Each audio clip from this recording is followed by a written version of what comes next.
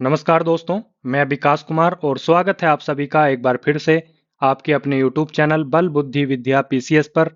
दोस्तों, आज हम इस क्लास में तीन ऐसे टॉपिक देखने वाले हैं जिनसे हर एग्जाम में प्रश्न पूछे जाते हैं, जैसे कि आपका केंद्रीय बजट, आर्थिक सर्वेक्षण और यूपी बजट। इन तीन टॉपिक पे हम बात करेंगे और आपके चाहे पीसीएस एग्जाम हो, आरओ एग्जाम हो या फिर इवन यूपी ट्रिपल एससी का पैट एग्जाम हो या फिर अदर कोई मुख्य परीक्षा का कोई सा भी एग्जाम हो, सभी परीक्षाओं में इन तीन टॉपिकों से एक न एक प्रश्न जरूर पूछा जाता है। तो आप इस वीडियो को शुरू से लेकर लास्ट तक जरूर देखना, आपका 1 से 2 नंबर पक्के हो जाएंगे। ठीक है।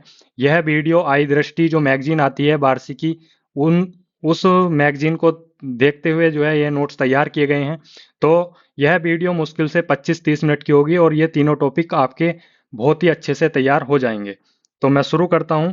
अगर आप चैनल पे नए हैं तो चैनल को सब्सक्राइब कर लीजिए और बेल आइकन जरूर दबाइए, जिससे कि आने वाली सभी वीडियो के नोटिफिकेशन आपको समय से मिल जाए। और एक विशेष बात, वीडियो शुरू करने से पहले मैं आपको बता देना चाहता हूं कि इस चैनल पर मैं जल्द ही स्टैटिक जीएस की क्लास शुरू करने वाला हूं, जो यूपी ट्रिपल एससी पैट एवं अन्य किसी भी परीक्षाओं के लिए बहुत ज़्यादा महत्वपूर्ण है। तो आप अगर इन क्लास को ज्वाइन करना चाहते हैं तो आप इस चैनल को सब्सक्राइब कर लीजिए। आरओ एग्जाम के तुरंत बाद वह क्लासेस शुरू हो जाएंगी, तो चैनल को सब्सक्राइब कर लीजिए और बेल आइकन जरूर प्रेस करिए। ठीक है। अब हम शुरू करते हैं केंद्रीय बजट। देखिए, केंद्रीय बजट 2025-26 आपका 1 फरवरी 2025 को जारी किया है वित्त मंत्री निर्मला सीतारमण जी ने। ठीक है। हमारी वित्त मंत्री हैं निर्मला सीतारमण और इन्होंने 1 फरवरी 2025 को केंद्रीय बजट 2025-26 प्रस्तुत किया है। जब इन्होंने यह बजट प्रस्तुत किया तो इन्होंने एक टैगलाइन बोली, कोई देश केवल उसकी मिट्टी से नहीं है बल्कि देश उसके लोगों से है। ठीक है। तो ये टैगलाइन इन्होंने बजट प्रस्तुत करने से पहले पेश की थी। और ये टैगलाइन जो लिखी गई थी, यह लिखी गई थी आपकी तेलुगु एक कवि हैं जो नाटककार भी हैं, उनका नाम है गुराजादा अप्पा राव। इन्होंने यह टैगलाइन लिखी थी और इनकी टैगलाइन का यूज किया है निर्मला सीतारमण वित्त मंत्री ने बजट 25-26 पेश करते हुए। ठीक है। तो 1 फरवरी 2025 को बजट पास हुआ और इसकी टैगलाइन है आपकी प्रस्तुत करने से पहले, कोई देश केवल उसकी मिट्टी से नहीं है बल्कि देश उसके लोगों से है। अब बजट के बारे में बात करूं तो बजट सबका विकास लक्ष्य के साथ जो है 6 सिद्धांतों का उल्लेख करता है। इस बजट में 6 सिद्धांतों का उल्लेख हुआ है सबका विकास लक्ष्य के साथ। ठीक है। तो 6 सिद्धांत कौन कौन से हैं आपके? पहला सिद्धांत है कि गरीबी से मुक्ति। ठीक है।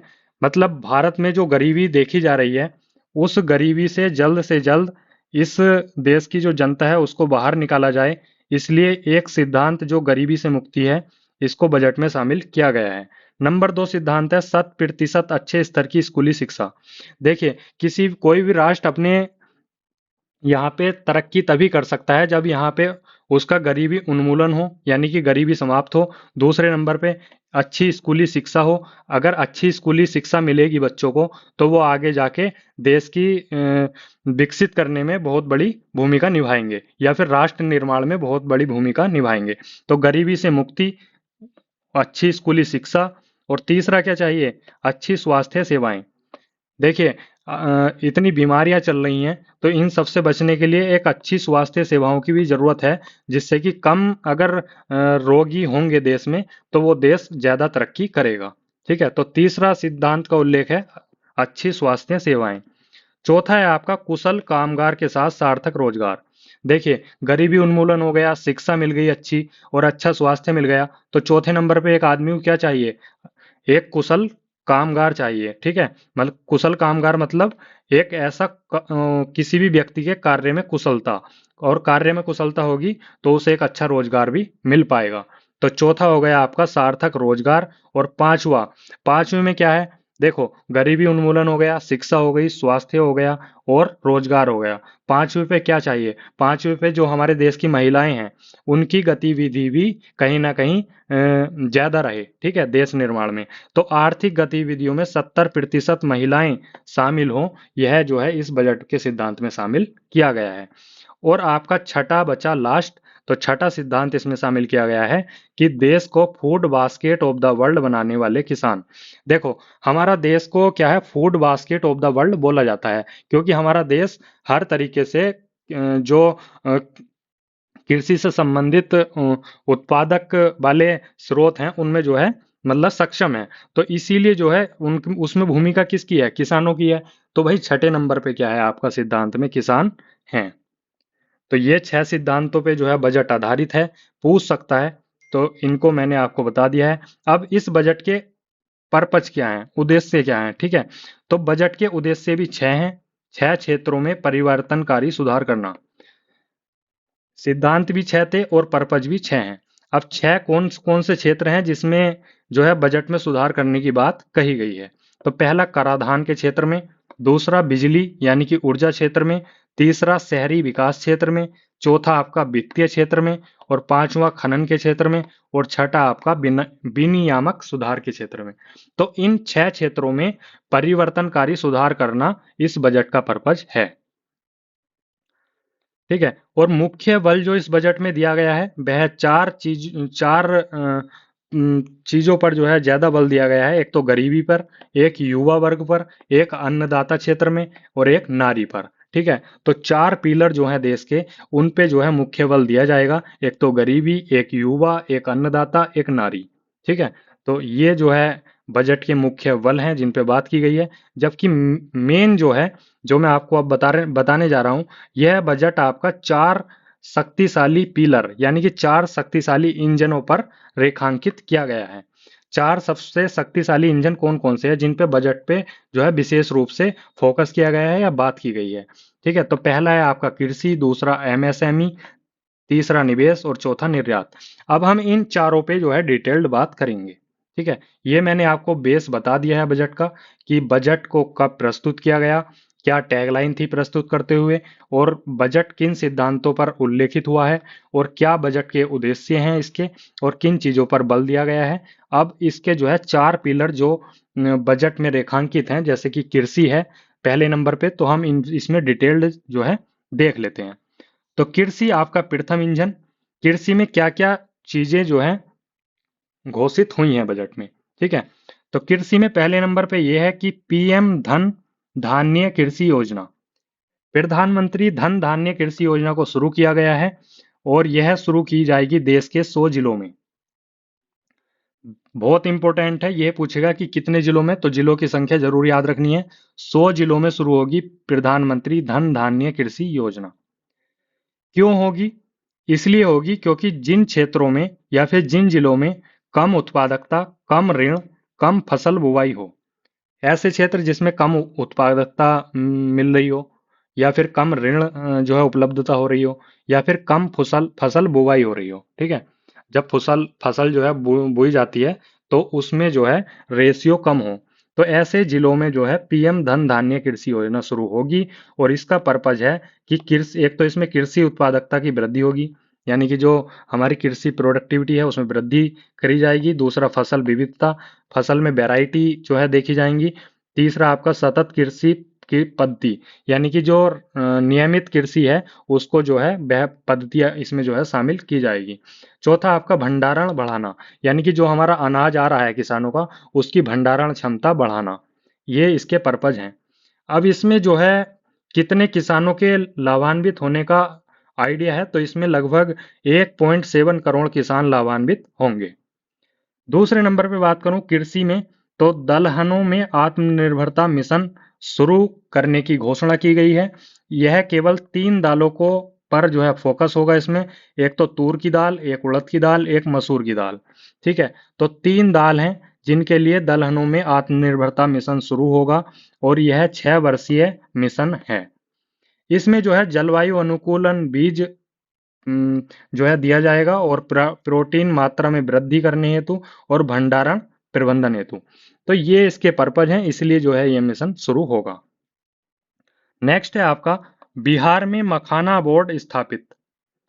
बिहार में मखाना बोर्ड स्थापित करने की घोषणा की गई है। और नेक्स्ट है आपका राष्ट्रीय उच्च पैदावार बीज मिशन शुरू। यानी कि देश में एक उच्च हाई क्वालिटी वाले बीज को पैदा करने के लिए एक मिशन शुरू होगा, जिसका पर्पज है कि अनुसंधान परिवेश को बढ़ावा दिया जाएगा और इसमें उच्च पैदावार और कीट प्रतिरोधी जलवायु अनुकूल संपन्न बीजों का विकास किया जाएगा। और इसमें सबसे बड़ी बात यह है कि 2024 से लेके अब तक जितने भी बीज जारी हुए हैं उनकी 100 से अधिक किस्मों को भी उपलब्ध कराया जाएगा। तो ये इस मिशन के पर्पज हैं। नेक्स्ट है आपका मत्स्य उत्पादन या जलीय कृषि। मत्स्य उत्पादन या जलीय कृषि में विश्व में भारत दूसरा सबसे बड़ा उत्पादक देश बन गया है। नेक्स्ट है कपास उत्पादकता मिशन। कपास उत्पादकता मिशन की घोषणा हुई है। यह 5 वर्षीय मिशन है और इसका पर्पज है कि लंबे रेशे वाली किस्मों को बढ़ावा दिया जाएगा। नेक्स्ट है इसमें मछुआरों डेयरी किसानों को केसीसी यानी कि किसान क्रेडिट कार्ड योजना के तहत जो है अल्पकालिक ऋण जो दिया जाता था पहले 3 लाख का, अब उसे बढ़ाकर 5 लाख रुपए दिया जाएगा। ठीक है, तो ये राशि आप ध्यान रखना कि 3 से बढ़ाकर 5 लाख कर दिया है। ठीक है, अल्पकालिक ऋण केसीसी के तहत। नेक्स्ट है यूरिया आपूर्ति बढ़ाने हेतु नामरूप असम में एक शहर है नामरूप, वहां पे यूरिया आपूर्ति बढ़ाने हेतु एक संयंत्र स्थापित किया जाएगा और यह संयंत्र 12.7 लाख मीट्रिक टन वार्षिक उत्पादन जो है करेगा यूरिया का। ठीक है, नेक्स्ट है एमएसएमई। तो ये था कृषि के क्षेत्र में। अब देख लेते हैं दूसरा पिलर कौन सा था, एमएसएमई। ठीक है, ये दूसरा पिलर है इस बजट का। तो एमएसएमई के बारे में बात करें तो देश के निर्यात में एमएसएमई 45% का योगदान देता है, जबकि एमएसएमई 7.5 करोड़ लोगों को रोजगार प्रोवाइड कराता है और विनिर्माण में 36% का योगदान रहता है एमएसएमई क्षेत्र का। अब एमएसएमई का जो है संशोधित वर्गीकरण आया है, यानी कि एमएसएमई में जो है इन्होंने दोबारा से जो है एक वर्गीकरण जो है जारी किया है संशोधन करके। तो यह 1 अप्रैल 2025 से लागू होगा और इसमें इन्होंने बताया कि सूक्ष्म उद्यम ऐसे उद्यमों को माना जाएगा जिसमें निवेश कम से कम 2.5 करोड़ का होगा और कारोबार वह 10 करोड़ का करेंगे। लघु उद्यम की श्रेणी में वह उद्यम आएंगे जिसमें 25 करोड़ का निवेश होगा और 100 करोड़ का कारोबार होगा। मध्यम उद्यम में वह आएंगे जिसमें 125 करोड़ का निवेश होगा और 500 करोड़ का उत्पादन होगा। नेक्स्ट है ऋण गारंटी कवर में वृद्धि की गई। अच्छा, इन एमएसएमई को चलाने के लिए ऋण गारंटी कवर में भी वृद्धि की गई है। ठीक है, पहले क्या था, सूक्ष्म एवं लघु उद्योगों के लिए 5 करोड़ रुपए दिए जाते थे, अब जो है 10 करोड़ रुपए तक जो है दिए जाएंगे।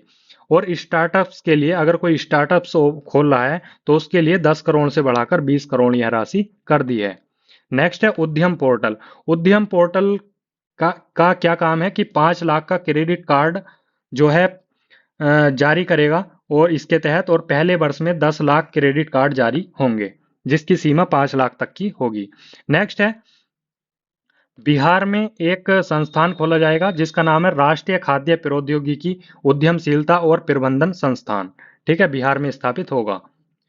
नेक्स्ट है एमएसएमई शामिल कर जो है राष्ट्रीय विनिर्माण मिशन की स्थापना भी की जाएगी। देखिए, राष्ट्रीय विनिर्माण मिशन की स्थापना की जाएगी और इसमें एमएसएमई क्षेत्र को भी शामिल किया जाएगा। नेक्स्ट पॉइंट है आपका, नेक्स्ट पिलर कौन सा था आपका, निवेश, जो तीसरा पिलर है बजट का। तो निवेश के बारे में अगर मैं बात करूं तो लोगों में निवेश, अर्थव्यवस्था, नवाचार में निवेश, ये जो है इस निवेश में शामिल है। और बच्चों में ज्ञान और नवाचार हेतु 50,000 अटल टिकरिंग लैब स्थापित की जाएंगी अगले 5 वर्षों में सरकारी स्कूलों में। ठीक है, तो अगले 5 वर्षों में सरकारी स्कूलों में बच्चों में ज्ञान एवं नवाचार हेतु 50,000 अटल टिकरिंग लैब स्थापित की जाएंगी। लैब की संख्या पूछेगा भाई। ठीक है, तो 50,000 ध्यान रखेंगे। नेक्स्ट है 5 राष्ट्रीय कौशल उत्कृष्टता केंद्र। 5 राष्ट्रीय कौशल उत्कृष्टता केंद्र स्थापित होंगे। नेक्स्ट है भारतीय भाषा पुस्तक योजना। भारतीय भाषा पुस्तक योजना लागू की जाएगी जिसमें भारतीय भाषाओं की पुस्तकों को डिजिटल रूप में उपलब्ध कराया जाएगा। नेक्स्ट है 500 करोड़ रुपए के परिव्यय से शिक्षा हेतु कृत्रिम बुद्धिमत्ता यानी कि एआई आधारित उत्कृष्टता केंद्र भी स्थापित होगा। नेक्स्ट है पूंजीगत व्यय और सुधारों के लिए राज्यों को 50 वर्ष अवधि वाले ब्याज मुक्त ऋण हेतु 1.5 लाख करोड़ परिव्यय का प्रस्ताव रखा गया है। देखिए, पहली परिसंपत्ति मौद्रीकरण योजना कब शुरू की गई थी? 2021 में। इसकी अवधि बढ़ा दी है, यानी कि अब दूसरी परिसंपत्ति मौद्रीकरण योजना आपकी चलेगी 2025 से 30 तक। नेक्स्ट है जल जीवन मिशन। जल जीवन मिशन की शुरुआत दोस्तों 2019 में हुई थी और इसमें 15 करोड़ परिवारों को पेयजल उपलब्ध कराने के लिए है जो है शुरू हुआ था। और इसमें ग्रामीण आबादी का 80% हिस्सा अभी तक जो है शामिल है। इसमें 100% कवरेज करने के लिए इसका लक्ष्य बढ़ाकर कर दिया गया है 2028 तक। तो भाई 2028 जो है याद रखना, जल जीवन मिशन का 100% कवरेज हासिल करने के लिए लक्ष्य रखा गया है। नेक्स्ट है 2047 तक। 2047 तक भारत में 100 गीगावाट परमाणु ऊर्जा का लक्ष्य रखा गया है। नेक्स्ट है आपका लघु मॉड्यूल रिएक्टरों के अनुसंधान एवं विकास के लिए 20,000 करोड़ परिव्यय के साथ परमाणु ऊर्जा मिशन भी स्थापित होगा। परमाणु ऊर्जा मिशन कितने करोड़ परिव्यय के साथ स्थापित होगा? तो 20,000 करोड़ परिव्यय इसमें रखा जाएगा। और यह जो है लघु मॉड्यूल रिएक्टर जो है उनके रिसर्चर एवं डेवलपमेंट के लिए है जो है स्थापित होगा। नेक्स्ट है राष्ट्रीय भू स्थानिक मिशन शुरू। राष्ट्रीय भू स्थानिक मिशन शुरू होगा और इसमें जो है पीएम गति शक्ति का उपयोग करते हुए भू अभिलेख जो है शहरी योजना अवसंरचनात्मक परियोजनाओं के आधुनिकीकरण की सुविधा हेतु यह जो है शुरू किया जाएगा। नेक्स्ट है सामुद्रिक उद्योगों के लिए। जो समुद्रिक उद्योग होते हैं उनके लिए 25,000 करोड़ की निधि से सामुद्रिक विकास निधि स्थापित होगी। सामुद्रिक विकास निधि में मात्रा पूछेगा तो 25,000 करोड़ है। ठीक है, इतना याद रखना। नेक्स्ट है ज्ञान भारतम मिशन। बहुत ज्यादा इंपॉर्टेंट है। ज्ञान भारतम मिशन का पूछ लेगा किससे संबंधित है, तो इसमें जो है संग्रहालय पुस्तकालय पांडुलिपि दस्तावेजीकरण संरक्षण हेतु यह शुरू किया गया है और इसमें 1 करोड़ से अधिक पांडुलिपियां शामिल हैं। चौथा पिलर लास्ट पिलर है आपका निर्यात और इसमें जो है भारत ट्रेड नेट शुरू किया जाएगा। यह अंतर्राष्ट्रीय व्यापार हेतु डिजिटल अवसंरचनात्मक जो है भारत ट्रेड नेट है और यह अंतर्राष्ट्रीय व्यापार हेतु शुरू किया जाएगा। और नेक्स्ट है इसमें बीमा क्षेत्र में एफडीआई जो है वो 74% से बढ़ाकर 100% करने की घोषणा की गई है। प्रतिस्पर्धी संघवाद बढ़ावा हेतु प्रतिस्पर्धी संघवाद बढ़ावा हेतु 2025 में राज्यों का निवेश अनुकूलन सूचकांक शुरू होगा। ठीक है, अब जो है नई टैक्स प्रणाली भी जारी की गई है। तो इसमें बताया गया है कि 4 लाख तक अगर किसी की आय है वार्षिकी तो उसमें जो है 0% दर टैक्स लगेगा और अगर 24 लाख से ऊपर है तो 30% टैक्स की दर से लगेगा।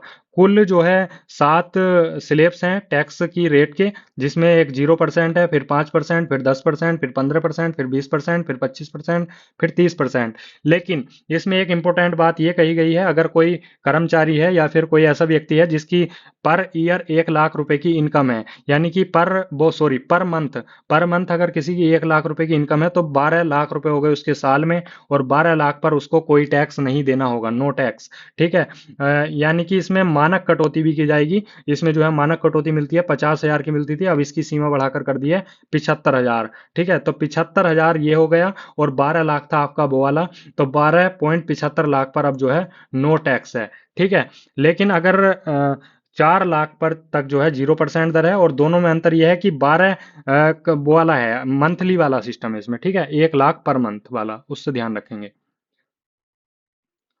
नेक्स्ट है आपका केंद्रीय बजट 2025-26 में। अब इसका हम जो है आकार देख लेते हैं। ठीक है, तो ये तो हमने पिलर पे बात की थी, अब देख लेते हैं कितने का बजट था, कितनी प्राप्तियां हुई, कितना आपका जो है व्यय हुआ, कितना घाटा हुआ या फायदा हुआ, ये सब जान लेते हैं। तो बजट 2025-26 केंद्र का जो है आपका था 50,65,345 करोड़ रुपए का और इसमें कुल प्राप्तियां हुई हैं आपकी 50 इतने की ही प्राप्तियां हुई हैं 50,65,345 करोड़ की, जबकि व्यय भी इतने का हुआ है। लेकिन प्राप्तियों में जो है उधारियों के अतिरिक्त मैं बात करूं तो 34.96 लाख करोड़ की जो है प्राप्तियां हुई हैं। इसमें राजस्व प्राप्ति हुई है 67.53% और पूंजीगत प्राप्ति हुई है 32.47%। जबकि व्यय में जो है आपका 77.87% व्यय हुआ है और पूंजीगत व्यय हुआ है आपका 22.13%। राजकोषीय घाटा आपका जो है रहा है इस बजट में 15.69 लाख करोड़ का, जो जीडीपी का आपका 4.4% है। देखिए बजट में जो महत्वपूर्ण लाइन मुझे सबसे ज्यादा लगती है वो ये वाली लाइन है कि कितना राजकोषीय घाटा हुआ है। एक नहीं कई बार पूछा है भाई। तो राजकोषीय घाटा घाटा आपको हुआ है 15.69 लाख करोड़ का, और जो जीडीपी का है आपका 4.4%। नेक्स्ट है आपका अगर हम बात करें कि राजस्व घाटा कितना हुआ है, तो 1.5% हुआ है जीडीपी का। प्रभावी राजस्व घाटा हुआ है 0.3% जीडीपी का। और राजकोषीय घाटा आपका 4.4% हुआ है जीडीपी का। मैं ऊपर बता चुका हूँ। प्राथमिक घाटा हुआ है 0.8% जीडीपी का। और अगर हम बात करें कि कितना रुपया कहाँ से आता है, कितना रुपया कहाँ जाता है, तो प्राप्ति जो हुई है सबसे ज्यादा वो उधार देयता से हुई है 24%। और दूसरे नंबर पे आयकर से हमें जो है पैसा आया है 22%। तीसरा जीएसटी से आया है 18%। चौथा निगम कर से आया है 17%। जबकि हमारा जो पैसा गया है वो करों के शुल्क में गया है। राज्यों में जो हिस्सा होता है, करों शुल्क में जो राज्यों का हिस्सा होता है उसमें 22% गया है। ब्याज अदायगी में गया है 20%। और केंद्र की योजनाओं में गया है 16%। ठीक है। अगर हम मंत्रालयों की बात करें, मंत्रालय में कितना आवंटन है, तो रक्षा में जो है आवंटन है आपका 6,81,210.27 करोड़। और सड़क परिवहन में है आपका 2,87,333.16 करोड़। और रेलवे में है आपका 2,55,445.18 करोड़। गृह मामलों में है आपका 2,33,210.68 करोड़। ठीक है। वित्त वर्ष 2025-26 में संभावित वृद्धि किस क्षेत्र में हो सकती है, तो कृषि में जो है 3.8% की वृद्धि हो सकती है। उद्योग क्षेत्र में 6.2% की वृद्धि हो सकती है। और सेवा में 7.2% की वृद्धि हो सकती है। दिसंबर 2024 तक विदेशी मुद्रा भंडार में जो है भारत का दिसंबर 2024 तक है आपका 640.3 बिलियन यूएस डॉलर। ठीक है। देखिए सबसे ज्यादा बजट में क्या पूछता है, या तो टोटल बजट पूछ लेगा कि कितना है भारत का टोटल बजट, तो वो है आपका 50,65,345 करोड़। या फिर पूछ लेगा आपका राजकोषीय घाटा कितना है, तो 15.69 लाख करोड़ है, जो जीडीपी का 4.4% है। जबकि एक चीज और पूछ सकता है, योजनाओं में आवंटन। ठीक है, योजनाओं में कितना आवंटन है, तो पीएम गरीब कल्याण अन्न योजना में सबसे ज्यादा पैसा गया है योजना में। बह गया है आपका क्या बोलते हैं, यह गया है आपका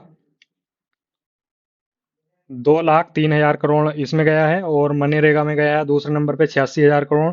तीसरा जल जीवन मिशन के लिए 67,000 करोड़ की घोषणा हुई है। और पीएम किसान सम्मान निधि योजना के लिए 63,500 करोड़ की घोषणा हुई है। और पीएम आवास ग्रामीण क्षेत्र के लिए 54,832 करोड़ की घोषणा हुई है। देखिए ऊपर के टॉप 5 इंपोर्टेंट है। एक तो पीएम गरीब कल्याण योजना में जो है आपका हुआ है 2,03,000 करोड़। और मनरेगा में 86,000 करोड़। और जल जीवन मिशन में 67,000 करोड़। और पीएम किसान सम्मान निधि निधि योजना में 63,500 करोड़। तो और पीएम आवास ग्रामीण के लिए 54,832 करोड़। तो ये 5 इंपोर्टेंट है। बाकी मैंने ये नीचे लिख दिए हैं। कभी एक आध भूल चूक में आ जाए तो मैं पीडीएफ इसकी आपको टैली पे दे दूंगा। आप वहां से इसका प्रिंट करा के एक बार इसको रट लेना। ठीक है। समग्र शिक्षा में शिक्षा के लिए 41,250 करोड़ जारी हुए हैं। और आंगनबाड़ी एवं पोषण 2.0 के लिए 21,960 करोड़। पीएम ग्राम सड़क योजना के लिए 19,000 करोड़। और स्वच्छ भारत मिशन शहरी के लिए 5,000 करोड़ मात्र। फसल बीमा योजना के लिए 12,242 करोड़ जो है जारी हुए हैं। इसके अलावा अगर हम बात करें तो ये आपका बजट जो है हो गया है। बजट में हमने क्या जाना, 4 पिलर के बारे में जाना, कब जारी हुआ, किसने जारी किया, क्या टैगलाइन थी, किन सिद्धांतों पे बात की गई। और 4 पिलर जो थे उनके बारे में हमने डिटेल्ड जाना, कृषि में, एमएसएमई में, निवेश में। ठीक है। और इसके अलावा जो है अब हमने बजट में जो है पूरा ब्यौरा देखा एक माइंड मैप के माध्यम से कि कितनी प्राप्ति हुई, कितना व्यय हुआ, कितना बजट रहा, कितना राजकोषीय घाटा रहा, किस क्षेत्र में कितना, किस योजना के लिए कितना जो है बजट आवंटित हुआ। तो ये सब चीजें हमने समरी में टाइप में देख ली हैं। अब हम नेक्स्ट टॉपिक देखते हैं आपका आर्थिक सर्वेक्षण। आर्थिक सर्वेक्षण जो है एक ईयर पीछे का जारी होता है, यानी कि 2024-25 का जारी होता है। जैसे 25 में हुआ है तो 24-25 का होगा। तो यह 31 जनवरी 2025 को वित्त मंत्री निर्मला सीतारमण ने जो है प्रस्तुत किया है। और इसमें जो है मेन लाइन बजट आर्थिक सर्वेक्षण की ये होती है कि वित्त वर्ष 2025 में वास्तविक जीडीपी वृद्धि दर 6.4% रहने का अनुमान है। तो भाई जीडीपी वृद्धि दर का अनुमान पूछता है आर्थिक सर्वेक्षण के अनुसार, तो ये रट लेना 6.4% है। दिसंबर 2024 तक भारत का विदेशी मुद्रा भंडार, मैंने बजट में भी बताया था, 640.3 बिलियन यूएस डॉलर है। पहले नंबर पे चीन है 20 में, दूसरे पे जापान, तीसरे पे स्विट्जरलैंड। भारत विदेशी मुद्रा भंडार में जो है चौथे नंबर पर है। नेक्स्ट है दूरसंचार कंप्यूटर सूचना सेवा क्षेत्र में वैश्विक निर्यात बाजार में भारत दूसरे स्थान पर है। और दूरसंचार कंप्यूटर और सूचना सेवा क्षेत्र में भारत जो है विश्व में 10.2% की हिस्सेदारी रखता है। नेक्स्ट है आरबीआई के अनुसार वित्त वर्ष 2026 में भारत में 4.2% हेडलाइन मुद्रास्फीति रहेगी। नेक्स्ट है भारत कपड़ा परिधान का छठा सबसे बड़ा निर्यातक देश बन गया है। भारत कपड़े एवं परिधान में छठा सबसे बड़ा निर्यातक देश बन गया है। 2047 तक विकसित भारत के विजन की प्राप्ति हेतु भारत को अगले एक दशक तक, यानी कि अगर भारत को 2047 तक विकसित भारत के रूप में विजन प्राप्त करना है तो भारत को अगले एक दशक तक लगभग 8% की वृद्धि दर हासिल करने की आवश्यकता है। एफडीआई की बात करूं तो एफडीआई 1980 में थी 54 बिलियन यूएस डॉलर और 2019 में हो गई है 1.5 ट्रिलियन यूएस डॉलर। ठीक है, 2024 तक देश की नवीकरणीय ऊर्जा क्षमता वर्ष जो है 15.8% से बढ़कर जो है 209.4 गीगावाट तक पहुंच गई है। भारत सीमेंट इसमें बताया है कि भारत सीमेंट उत्पादक देश में जो है दूसरे नंबर पे पहुंच गया है और जूट में जो है पहले नंबर पे है। जबकि निर्यात में जो है सबसे ज़्यादा तकनीकी वस्त्र उद्योग के निर्यात में जो है 5वें नंबर पे है। फार्मास्यूटिकल उद्योग के मामले में तीसरे नंबर पर है। नेक्स्ट है आपका एमएसएमई सहयोग हेतु सरकार ने 50,000 करोड़ रुपए के कोष से भारत आत्मनिर्भर कोष की स्थापना की है। भारत आत्मनिर्भर कोष में जो है कितनी राशि लगी है तो 50,000 करोड़ रुपए लगी है। नेक्स्ट है देश के सकल मूल्य वर्धन यानी कि जीबीए में सेवा क्षेत्र का योगदान 2024-25 में कितना रहा है? 55% रहा है। सबसे ज्यादा रहा है भाई सेवा क्षेत्र का 55%। ठीक है, कृषि का रहा है मात्र 16%, जबकि कृषि में जो है 46.1% आबादी का सहयोग रहता है। यानी कि कृषि में जो है आपका जो है प्रोडक्टिविटी तो कम है, 16% है, लेकिन आबादी जो है ज्यादा शामिल है, 46.1%। सेवा क्षेत्र में जो है सबसे ज्यादा जीबीए प्रदान प्राप्त होता है, 55%। ठीक है, नेक्स्ट है वैश्विक अनाज उत्पादक के रूप में भारत का विश्व के कुल उत्पादन में 11.6% का योगदान है। यानी कि विश्व में अगर 100 दाने पैदा हो रहे हैं अनाज के तो उसमें जो है 11.6 दाने किसके हैं? भारत के हैं। तो भारत की हिस्सेदारी कितनी है? 11.6% का योगदान है। नेक्स्ट है महाराष्ट्र जो है अंगूर उत्पादन में अग्रणी राज्य बन गया है। नेक्स्ट है सरकार का 2025 में सामाजिक व्यवस्था में जो है सामाजिक व्यय में, ठीक है, जो सामाजिक व्यय होता है उसमें जो है कितना किया है सरकार ने 2025 में 25.7 लाख करोड़ रुपए तक का किया है। नेक्स्ट है आपका शीर्ष 5 देश। ठीक है, आयात की दृष्टि से देखेंगे और निर्यात की दृष्टि से देखेंगे तो शीर्ष 5 देश आयात की दृष्टि से कौन कौन है? चीन है जिसमें सबसे ज्यादा 15% है, रूस है 9%, उसके बाद में यूएई, चौथे पर यूएसए और पांचवें पर सऊदी अरब। देखो इसमें आप जो है टॉप के दो ही याद रख लेना। आयात में है आपका चीन, दूसरे पे है रूस। निर्यात में पहला है यूएसए और दूसरा है यूएई। ठीक है, तो ये आपका हो गया आर्थिक सर्वेक्षण। नेक्स्ट है आपका उत्तर प्रदेश बजट 2025-26। देखिए हमने केंद्रीय बजट देख लिया और आपका आर्थिक सर्वेक्षण देख लिया। अब हम देखेंगे उत्तर प्रदेश बजट 2025-26। तो उत्तर प्रदेश बजट 2025-26 की बात करूं तो इसकी टैगलाइन है आपकी वंचित को वरीयता। ठीक है, वंचित को वरीयता से मतलब है कि बजट गरीब, किसान, युवा, महिला उत्थान को समर्पित है। यह बजट किसको समर्पित है? गरीब को है, किसान को है, युवा को है, महिला उत्थान को समर्पित है। ठीक है, और उत्तर प्रदेश बजट 2025-26 की बात करूं तो यह प्रस्तुत हुआ है 20 फरवरी 2025 को। वित्त मंत्री सुरेश खन्ना ने इसको प्रस्तुत किया है।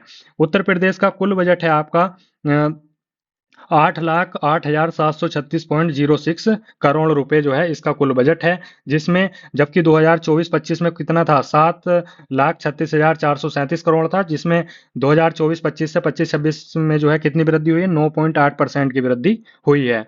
जबकि नए बजट में जो है 28,478.34 करोड़ की जो है नई योजनाएं शामिल की गई हैं।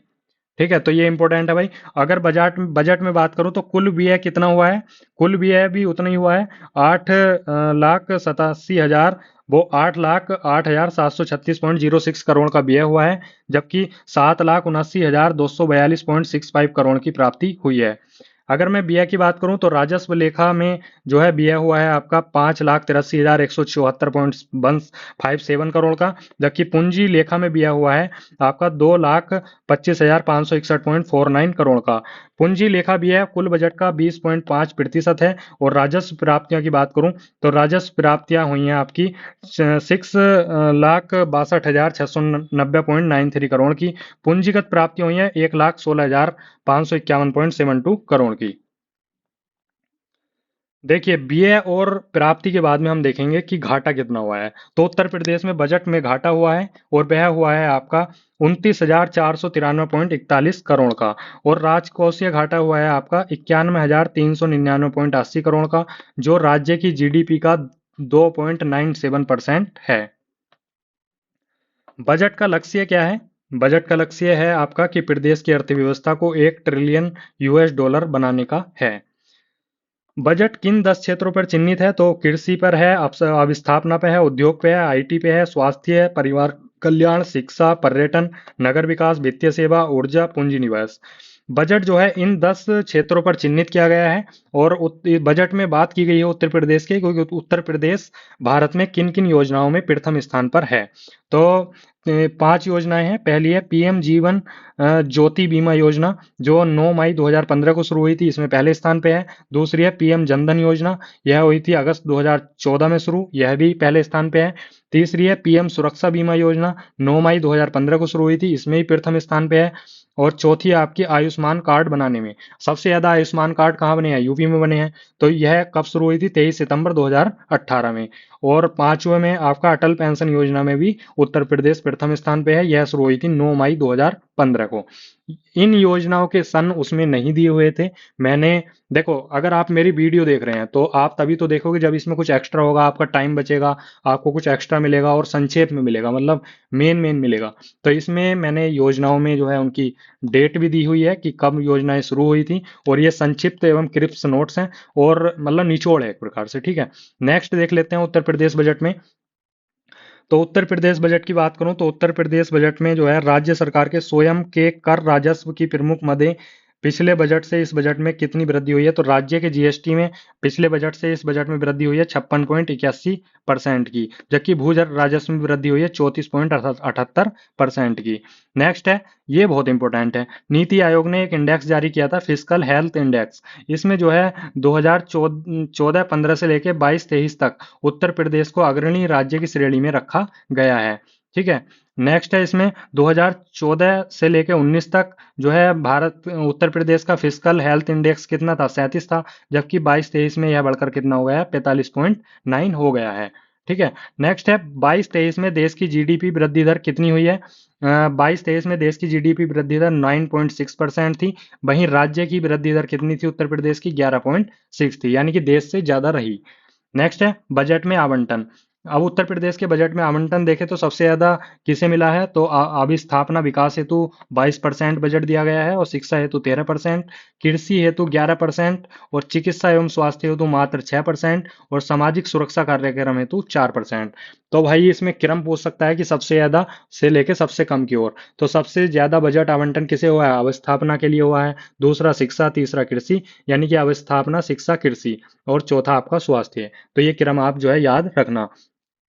अब इस बजट में देख लेते हैं कुछ महत्वपूर्ण फैक्ट पे, ठीक है। इसमें एक अभियान का जिक्र हुआ है, जीरो पॉवर्टी अभियान। जीरो पॉवर्टी अभियान के बारे में बात करूं तो 2 अक्टूबर 2024 को गांधी जयंती के अवसर पर शुरू हुआ था, और इसका उद्देश्य यह है कि राज्य की जितनी भी ग्राम पंचायत है उसमें जो है निर्धनतम परिवारों की पहचान होगी, और उन परिवारों को जो है, जो पात्र परिवार होंगे, उनकी वार्षिक आय, जो यानी कि गरीबी रेखा से नीचे परिवार हैं, उनको जो है उनकी आय वार्षिक कम से कम 1,25,000 करने का लक्ष्य रखा गया है इसमें, ठीक है। नेक्स्ट है आपका मुख्यमंत्री कृषक दुर्घटना कल्याण योजना। यह राज्य में 14 सितंबर 2019 से लागू हुई है, ठीक है। 2017 से गन्ना, पहले क्या होता था, देखो गन्ना का जो किसान गन्ना डालते हैं तो उसका पेमेंट जो है टाइम पे नहीं होता था, तो गन्ने का पेमेंट जो है टाइम पे होए, तो 2017 में इसके लिए एस्क्रो अकाउंट मैकेनिज्म को भी जो है प्रारंभ किया गया था। नेक्स्ट है रानी लक्ष्मीबाई स्कूटी योजना। रानी लक्ष्मीबाई स्कूटी योजना किससे संबंधित है? तो भाई उच्च शिक्षा से संबंधित है। उच्च शिक्षा में यानी कि जो हायर लेवल की एजुकेशन है उसमें जो पात्र मेधावी छात्राएं रहेंगी, जैसे कि जो टॉप टॉप की छात्राएं रहेंगी, ठीक है, उनको स्कूटी जो है दी जाएगी इस योजना के तहत। ठीक है। नेक्स्ट है आपका मुख्यमंत्री युवा उद्यमी विकास योजना। मुख्यमंत्री युवा उद्यमी विकास योजना में बताया कि इसमें जो है प्रतिवर्ष 1 लाख नए सूक्ष्म उद्योगों की स्थापना होगी। तो पूछ सकता है कितने उद्यमों की स्थापना होगी? तो 1 लाख नए सूक्ष्म की होगी। ठीक है, सूक्ष्म उद्यमों की होगी। और इसमें जो है इसका पर्पज क्या है कि इसमें जो है युवाओं को स्वरोजगार हेतु, यानी कि युवाओं को मौका मिलता है कि वह अपना कोई रोजगार शुरू करें और उसमें जो है उनको गारंटी मुक्त एवं ब्याज मुक्त जो है ऋण उपलब्ध कराया जाता है। नेक्स्ट है मनरेगा के तहत। मनरेगा के तहत मानव दिवस सृजन में जो है यूपी पहले स्थान पर है देश में। और कितने मानव दिवस सर्जन किए हैं इसने? तो 27.40 करोड़ मानव दिवस सर्जन किए हैं, यानी कि इतने दिन जो है यहाँ के लोगों ने काम किया है, इतने मतलब सारे लोगों का जो है काउंट करके। ठीक है। नेक्स्ट है महिलाओं की सहभागिता कितनी है मनरेगा में? तो 42% है, रही है 2024-25 में।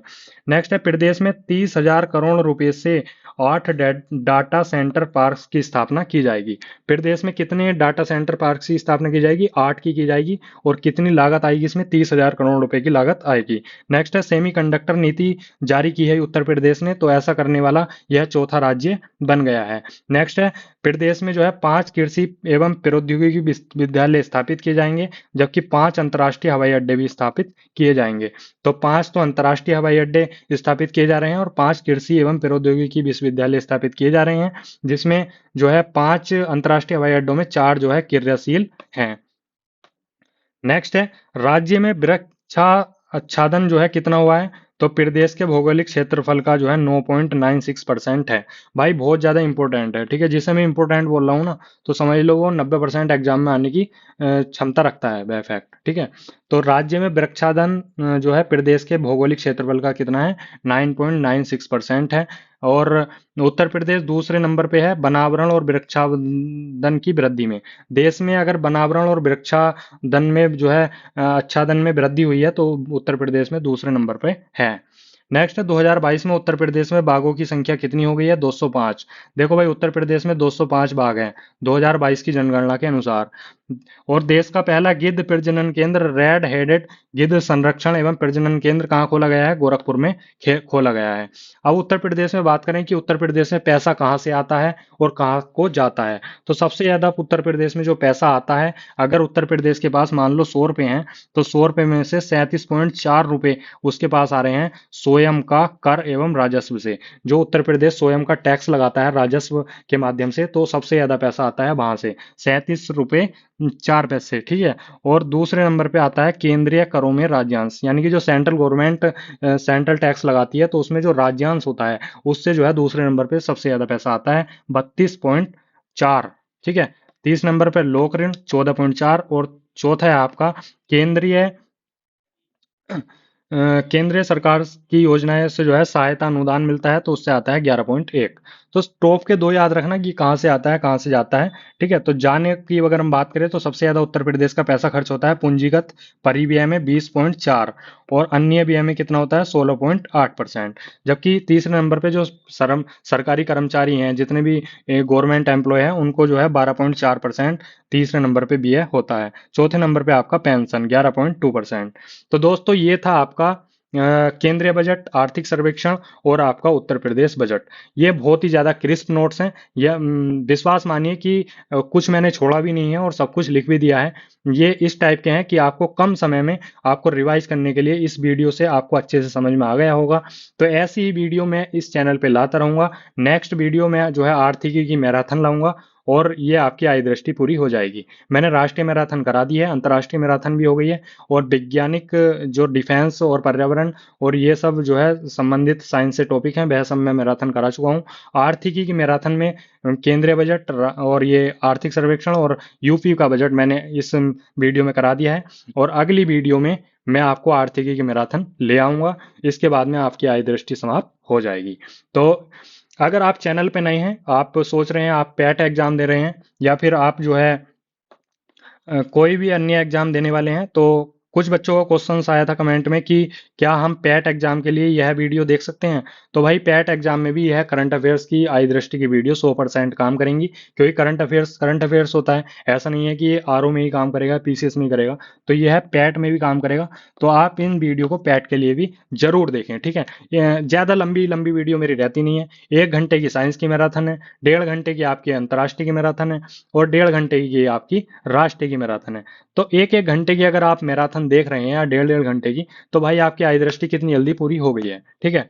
तो इसकी एक मैराथन में टोटल सबको मतलब ऐड ऑन करके एक कंप्लीट मैराथन में मैं लास्ट में चैनल पे अपलोड कर दूंगा। आप इसको जो है पैट के लिए भी देख सकते हैं।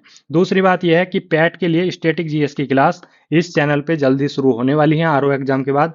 तो आप चैनल को सब्सक्राइब कर लीजिए और बेल आइकन जरूर दबाइए। और आपकी कोई भी क्वेरी है, कमेंट है, तो आप जो है कमेंट सेक्शन में जरूर करिए। और अगर आप इस वीडियो से हेल्प मिल रही है या आपको फायदा मिल रहा है, तो आप अपने प्रशंसनीय शब्द भी आप जो है कमेंट सेक्शन के माध्यम से हम तक भेज सकते हैं।